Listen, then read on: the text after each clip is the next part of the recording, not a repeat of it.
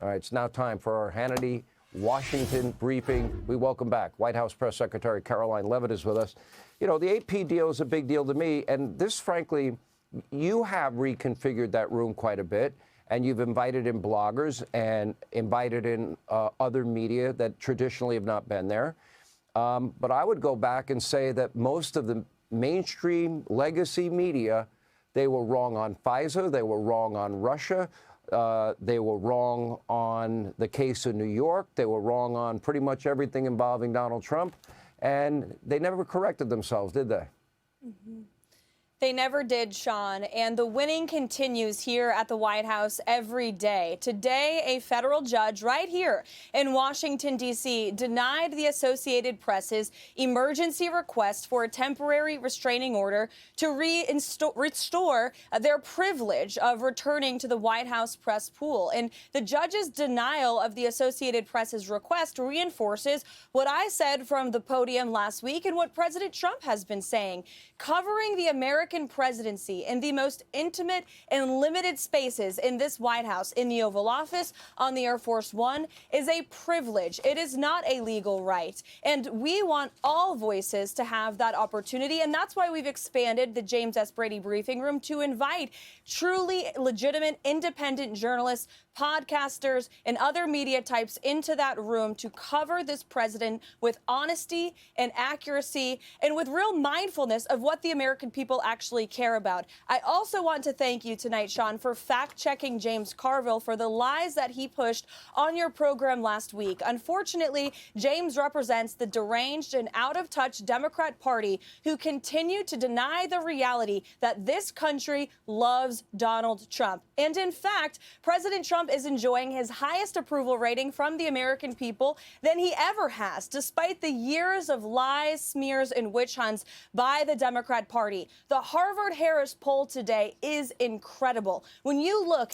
issue by issue, the vast majority of the American people support what President Trump is doing. You showed it. 81% of the American people support deporting illegal migrant criminals from our nation's communities. 77% of Americans support a full audit into the waste and fraud that this federal government has been spending their tax dollars on. And that is the exact mission of DOGE. So these numbers, these approval ratings are what you get when you have a president who actually does what he promised he was going to do. And that's why the Democrats are facing their worst, lowest approval rating since 2018. Not even 40% of the American public supports the current Democrat Party. President Trump will continue to abide by the will of the American people who elected him to this big, beautiful White House behind me. And we are restoring common sense to our great country.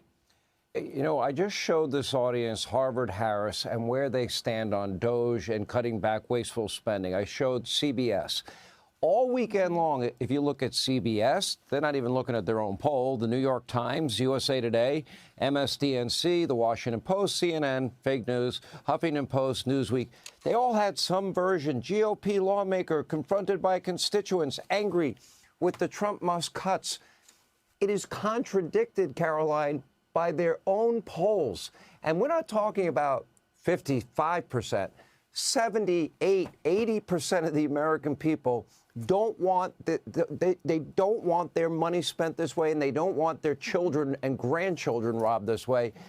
And this is what Democrats call a constitutional crisis, and this is what the media falsely reports on. It's difficult to penetrate through that wall of, you know, frankly, propaganda and lies. Mm-hmm.